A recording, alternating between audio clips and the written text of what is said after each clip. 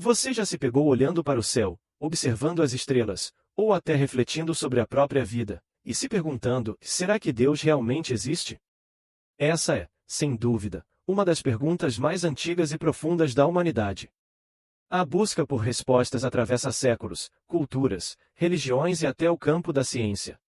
Muitos acreditam firmemente na existência de um ser superior, enquanto outros, mais céticos, rejeitam completamente essa ideia, exigindo a provas concretas para sequer considerar essa possibilidade. É comum ouvir alguém dizendo: se você me provar que Deus existe, então eu acredito. E, sejamos sinceros, nenhum cristão é capaz de apresentar uma prova física, visível, palpável de Deus. Afinal, Deus não é algo que se encaixa dentro dos limites dos nossos 5 sentidos ou que possa ser colocado sob um microscópio. Mas isso significa que não existem bons motivos para acreditar em Deus? De forma alguma. Existem, sim, argumentos racionais, lógicos e extremamente consistentes que apontam para a existência de um Criador. E é exatamente sobre isso que vamos conversar hoje. Eu quero te apresentar 3 argumentos poderosos que ajudam a compreender por que tantas pessoas acreditam em Deus.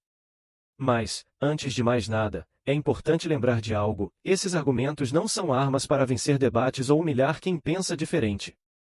Eles são ferramentas para gerar reflexão, questionamento e, quem sabe, abrir espaço para que outros considerem a possibilidade da existência divina. Então, se você é cristão, use esses argumentos com humildade, amor e respeito.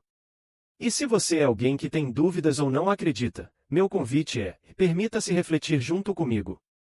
1. O argumento da criação: tudo tem uma causa. Vamos começar com uma pergunta simples, mas que carrega um peso gigantesco: de onde veio tudo isso? O universo, a Terra, a natureza, você, eu. Como tudo começou? Este é o chamado argumento da criação, também conhecido como argumento cosmológico. Ele parte de uma ideia que, na verdade, é muito intuitiva e lógica: tudo aquilo que teve um começo precisa ter uma causa. Pare e pense: quando você vê um prédio, é óbvio que ele não surgiu do nada. Houve arquitetos, engenheiros, operários, materiais, planejamento e execução. Um quadro não surge sozinho: alguém segurou um pincel e colocou tinta na tela. Uma refeição não aparece magicamente: um cozinheiro precisou preparar. E se tudo o que observamos tem uma origem, por que seria diferente com o próprio universo? A ciência, inclusive, não nega que o universo teve um começo. Na verdade, o famoso modelo do Big Bang afirma justamente isso: que em um ponto extremamente remoto no tempo, toda a matéria, energia, espaço e até o próprio tempo passaram a existir. Isso significa que houve, sim, um momento zero, um início absoluto. E aqui surge o grande mistério que a ciência ainda não consegue responder: o que causou o começo do universo? Não existe, até hoje, uma explicação científica completa sobre isso, porque a ciência depende de observação, experimentação e repetição, e o início do universo é um evento que não pode ser repetido, nem observado diretamente. Por isso, a origem do universo não é uma questão científica, mas filosófica. E aqui a filosofia levanta uma hipótese extremamente coerente: se tudo que começa a existir precisa de uma causa, então o universo também precisou de uma. E essa causa não poderia ser feita de matéria, nem estar limitada pelo tempo ou espaço, porque esses elementos só passaram a existir após o início do universo. Logo, só resta uma possibilidade: de um ser fora do tempo, do espaço e da matéria, eterno, imaterial, onipotente. E esse ser é aquilo que muitos de nós chamamos de Deus. Alguns podem argumentar: e quem criou Deus? E a resposta é simples, embora profunda: e Deus, por definição, não teve começo. Se ele tivesse um começo, também precisaria de uma causa. Mas Deus é aquele que existe por si mesmo, eterno, sem início nem fim. É justamente essa característica que o qualifica para ser a causa de tudo. Então, eu te pergunto: você tem uma explicação melhor para a origem de tudo? Porque, sinceramente, acreditar que o universo surgiu do absoluto nada, sem nenhuma causa, exige um salto de fé ainda maior do que crer em Deus. 2. O argumento do design: a impossível aleatoriedade da vida. Se você encontrar um relógio no meio da floresta, o que você pensa? Alguém deve ter fabricado, certo? Afinal, ele possui engrenagens, ponteiros, números, um visor, tudo perfeitamente encaixado e funcionando em harmonia. Agora, imagine pensar que aquele relógio simplesmente se formou sozinho, por acaso, depois de bilhões de anos de folhas, galhos e pedras se movendo com o vento. Parece absurdo, não? Pois é exatamente esse tipo de lógica que muitos aplicam quando tentam explicar a origem da vida apenas por processos naturais e aleatórios. Este é o chamado argumento do design, também conhecido como argumento teleológico. Ele afirma que a complexidade e a ordem que observamos na vida, e especialmente nos seres humanos, apontam para a existência de um projetista inteligente. Vamos falar de nós, seres humanos. Dentro de você existem sistemas extremamente sofisticados, sistema cardiovascular, respiratório, nervoso, imunológico, digestivo, esquelético, muscular.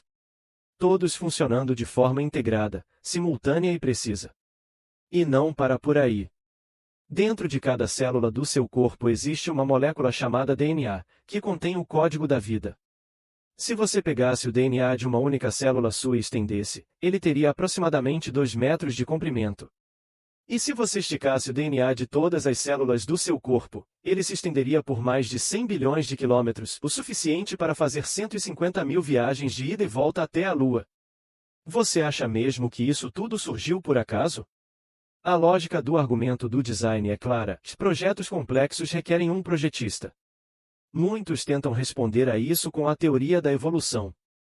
E sim, dentro de uma espécie, a evolução faz todo sentido, como no caso dos famosos tentilhões de Darwin, que se adaptaram ao ambiente sem deixar de ser aves. Ou como cães, que surgiram de lobos e foram se diversificando em raças. Mas uma coisa é a adaptação dentro da própria espécie. Outra coisa completamente diferente é acreditar que um peixe virou um pássaro, que depois virou um réptil, que depois virou um mamífero e, por fim, se transformou em um ser humano. Ainda mais quando nem sequer encontramos nos registros fósseis uma quantidade significativa de espécies em transição, no meio desse suposto processo. E surge outra pergunta ainda mais desconfortável para quem defende uma origem puramente material: como a vida surgiu a partir de algo que não estava vivo? Existe, hoje, algum exemplo de vida surgindo espontaneamente da não-vida? A resposta é não. Nunca foi observado. Se não há vida surgindo do não-vivo, qual é a explicação mais lógica? Que a vida foi criada por alguém que já possuía a vida. E esse alguém é Deus. 3. O argumento moral: de onde vem nosso sentido de certo e errado? Agora, te convido a uma reflexão que vai muito além da física ou da biologia. É uma questão que toca a alma humana: por que nós nos importamos tanto com o que é certo e o que é errado? Pense bem: por que consideramos que matar, estuprar, roubar ou torturar sejam coisas objetivamente erradas? De onde vem essa consciência moral que nos diz que certos atos são absolutamente inaceitáveis, não importa a cultura, o tempo ou a circunstância? Se fossemos apenas o resultado de processos biológicos, produtos da evolução e da seleção natural, deveríamos agir como os animais. Na natureza, leões matam filhotes de outros leões para garantir sua descendência. Cachorros acasalam uns com os outros sem nenhum conceito de consentimento. E isso não é visto como imoral, é simplesmente natureza agindo. Mas nós, seres humanos, somos diferentes. Sabemos, instintivamente, que certas coisas são absolutamente erradas. Agora imagine viver em um mundo onde não existe certo nem errado. Imagine se os horrores cometidos por Hitler durante a Segunda Guerra Mundial fossem apenas uma escolha de vida, sem nenhum juízo moral possível. Isso te parece aceitável? Claro que não.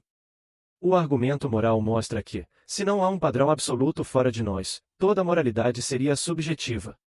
O que é errado para mim poderia ser certo para outro, e ninguém poderia dizer que o outro está errado. Mas sabemos que existem coisas que são objetivamente erradas, como assassinato, estupro, tortura e genocídio.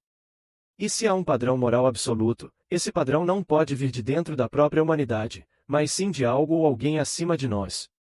Esse alguém é Deus, o legislador moral do universo. Concluindo, e agora? Esses 3 argumentos, o da criação, o do design e o moral, não são provas matemáticas da existência de Deus, nem foram feitos para encerrar debates. Eles são convites à reflexão. Sinais, pistas que apontam para a possibilidade real, lógica e razoável de que existe, sim, um Deus Criador. Se você é cristão, use esses argumentos para conversar com respeito, amor e humildade, não para vencer discussões.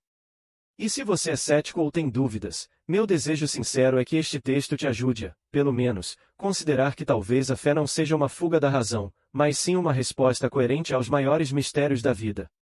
Independentemente da sua crença, saiba de uma coisa: Jesus te ama profundamente. E está de braços abertos, esperando por você. Se essa mensagem falou ao seu coração, deixe seu like, compartilhe, se inscreva no canal e ative o sininho. Assim, você nos ajuda a espalhar ainda mais a palavra de Deus. Até a próxima!